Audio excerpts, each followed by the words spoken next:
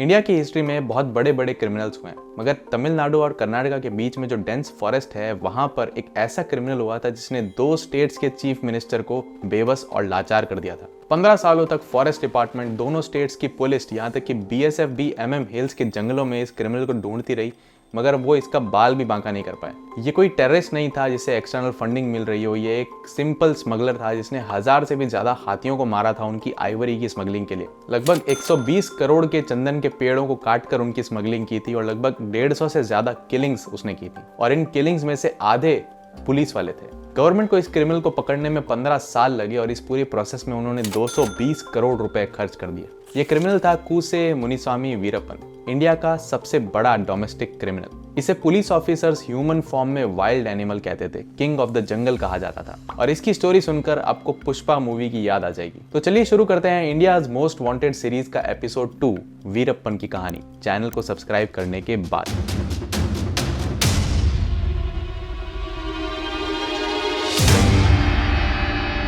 तमिलनाडु और कर्नाटका के बीच में बहुत डेंस फॉरेस्ट है, और इन्हीं डेंस फॉरेस्ट के बीच में एक छोटा सा टाउन है गोपीनाथम, जहां वीरप्पन का जन्म हुआ था। इन फॉरेस्ट टाउन्स में बहुत ज्यादा पॉवर्टी है, अनएम्प्लॉयमेंट है, हंगर है। यहाँ लोगों के पास में कुछ भी करने के लिए काम नहीं है, due to connectivity issues, due to non industrialisation. और इस पॉवर्टी से निकलने का इस रीजन के लोगों के लिए एक ही आसान रास्ता है कि आसपास के घने जंगल के रिसोर्सेस को यूटिलाइज किया जाए, उनको एक्सप्लॉइट किया जाए। और इसी फॉरेस्ट वेल्थ को स्मगल करके यूटिलाइज करने वाले ग्रुप्स में शामिल हो गया था वीरप्पन, सिर्फ 10 साल की उम्र में। वीरप्पन अपने अंकल की गैंग में शामिल हो गया जो चंदन की स्मगलिंग किया करते थे और एलिफेंट को मारकर उनकी आइवरी की स्मगलिंग करते थे। वीरप्पन ने बहुत कम एज में एलिफेंट्स को मारना स्टार्ट कर दिया और वो काफी निडर होकर एलिफेंट्स के सामने जाया करता था। धीरे धीरे अपने अंकल से अलग होकर उसने अपनी खुद की एक गैंग बना ली और इंडिपेंडेंटली ऑपरेट करने लगा। वीरप्पन ने स्टार्टिंग में अपने गांव के आसपास के लोकल फॉरेस्ट में ही ऑपरेट किया, मगर धीरे धीरे उसने अपने एरिया का एक्सपेंशन इतना कर लिया था कि MM हिल से लेकर मुद्दमलाई तक का सारा फॉरेस्ट एरिया उसके अंडर में आता था।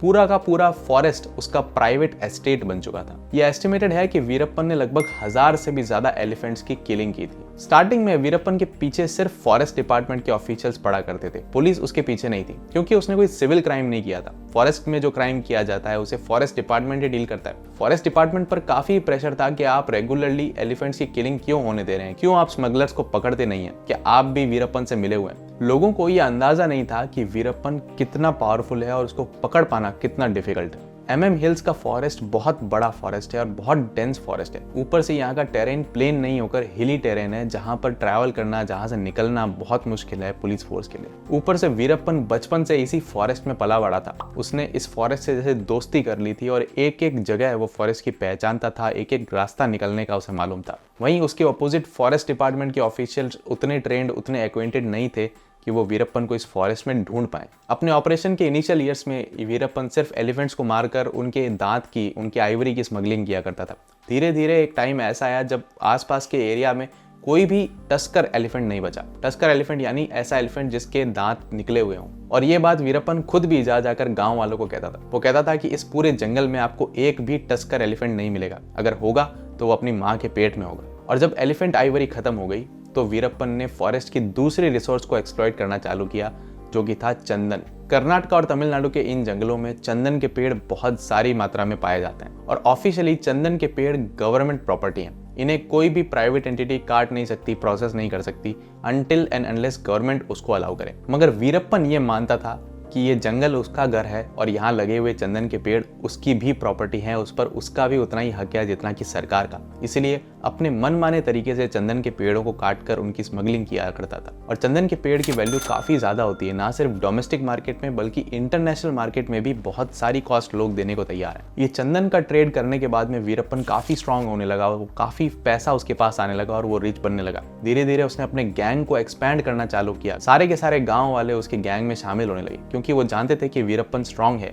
और जब पुलिस उसका कुछ नहीं बिगाड़ पा रही थी तो वीरप्पन को एक तरह से भगवान मानने लगे, उसे पूजने लगे।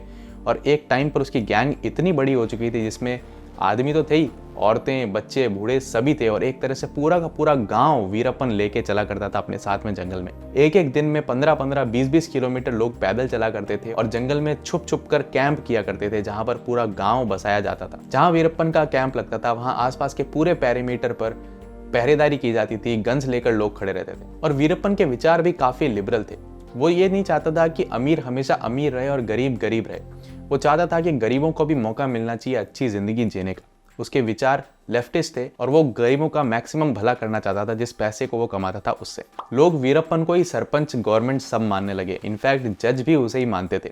कई सारे केसेस जो अदालत में डिस्प्यूट में थे या फिर सॉल्व नहीं हो पाते थे वो वीरप्पन के पास में लाए जाते और वीरप्पन उनका डिसीजन देता था। और वीरप्पन का ये सारा का सारा एम्पायर खड़ा था सिर्फ एक चीज पर, चंदन के पेड़। मगर धीरे धीरे एक टाइम ऐसा आया जब आसपास के सारे एरियाज में चंदन के पेड़ दिखना बंद हो गए। चंदन के पेड़ धीरे धीरे खत्म होने लगे और तब फॉरेस्ट डिपार्टमेंट से लेकर प्रशासन तक, गवर्नमेंट तक को इसकी चिंता होने लगी और पुलिस को पहली बार फॉरेस्ट डिपार्टमेंट के सपोर्ट में लाया गया। पहली बार सरकार को ऐसा लगा कि एक बहुत बड़ा भारी क्रिमिनल है जिसको फॉरेस्ट डिपार्टमेंट के भरोसे अकेले नहीं छोड़ा जा सकता। 1990 में पुलिस और फॉरेस्ट डिपार्टमेंट ने मिलकर एक बड़ी रेड वीरप्पन के कुछ गोडाउन्स पर मारी और यहाँ से 65 टन चंदन की लकड़ी उन्होंने जब्त की। ये पूरे वर्ल्ड का सबसे बड़ा सैंडलवुड सीजर था और वीरप्पन का इतना बड़ा एम्पायर जो धीरे धीरे एक्सपैंड हो रहा था इस एक रेड के कारण डेवास्टेट हो गया, बिखरने लगा। वीरप्पन का कहना था कि अगर गवर्नमेंट यहाँ रहने वाले लोगों को रोजगार देती, उन्हें काम करने का अवसर देती, उन्हें पॉवर्टी से बाहर निकालती तो वो ये सब स्मगलिंग क्यों करते। ऊपर से वो ये मानता था कि गवर्नमेंट का अकेले का चंदन की लकड़ियों पर हक नहीं है।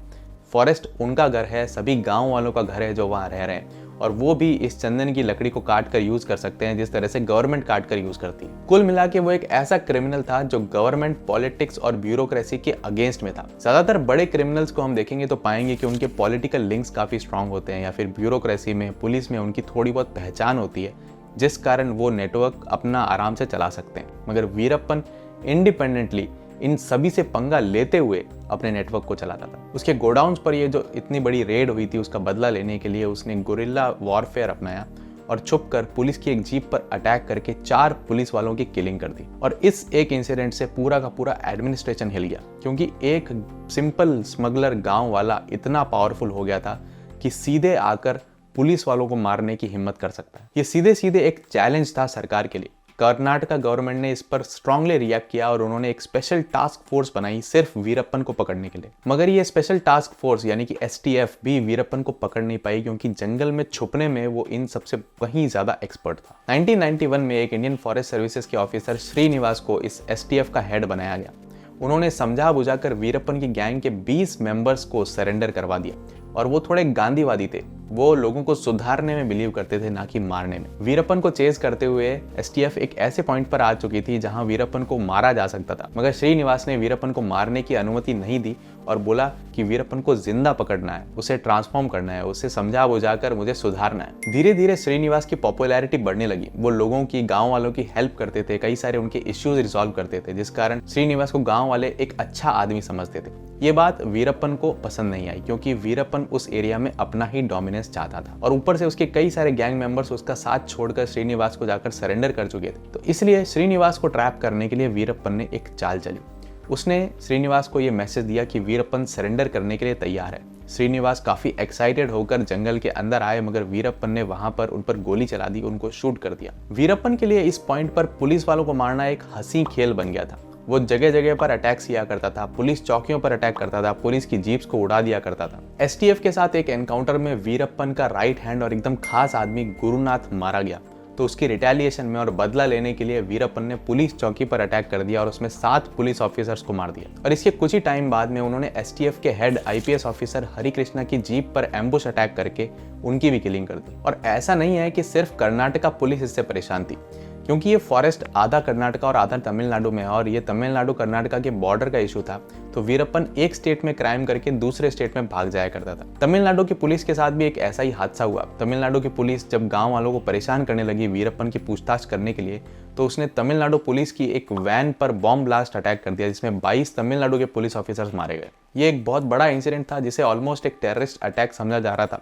कर्नाटका और तमिलनाडु के चीफ मिनिस्टर्स की मुलाकात हुई और इस बार दोनों स्टेट्स ने मिलकर एक जॉइंट STF बनाई। इस जॉइंट STF ने गांव वालों को पकड़ पकड़ कर उनकी पूछताछ करनी शुरू की। वीरप्पन को जो लोग राशन सप्लाई करते थे उनकी पूछताछ करनी शुरू की। वीरप्पन तक पहुंचने वाला सारा का सारा राशन रोका जाने लगा और ये STF धीरे धीरे वीरप्पन के ठिकानों का पता लगाने में सक्सेसफुल भी हुई। एक बड़ी रेड में वीरप्पन के पूरे गैंग पर एम्बुश अटैक हुआ इस एसटीएफ का, और उन्होंने वीरप्पन के 157 गैंग मेंबर्स को एनकाउंटर में मार दिया या फिर अरेस्ट कर लिया। मगर वीरप्पन इतना लकी था कि जिस समय ये एम्बुश अटैक हुआ उस समय वीरप्पन वहां नहीं था, किसी काम से बाहर गया हुआ था, और इसी गैंग के सारे मेंबर्स अरेस्ट हो गए, इंक्लूडिंग उसकी वाइफ और फैमिली। मगर क्योंकि वीरप्पन की वाइफ पर कुछ ज्यादा चार्जेस प्रूव नहीं हो सके, इसलिए उसे रिलीज कर दिया गया। वीरप्पन की गैंग में जहां 150 से 200 मेंबर्स हुआ करते थे, अब सिर्फ 6 मेंबर की गैंग वीरप्पन की रह गई थी। अब सर्वाइवल के लिए पैसा तो चाहिए था ही, चंदन की लकड़ियां खत्म हो चुकी थी, वो इतना ज्यादा ऑपरेट नहीं कर सकता था, स्मगलिंग नहीं कर सकता था, तो वीरप्पन ने धीरे धीरे किडनैपिंग्स पर फोकस करना चालू किया। ईयर 2000 में उसने एक बहुत ही फेमस कन्नड़ एक्टर राजकुमार को किडनैप कर लिया। राजकुमार की पॉपुलैरिटी उस समय पीक पर थी, वो 71 ईयर्स के थे, बूढ़े थे, बीमार भी थे,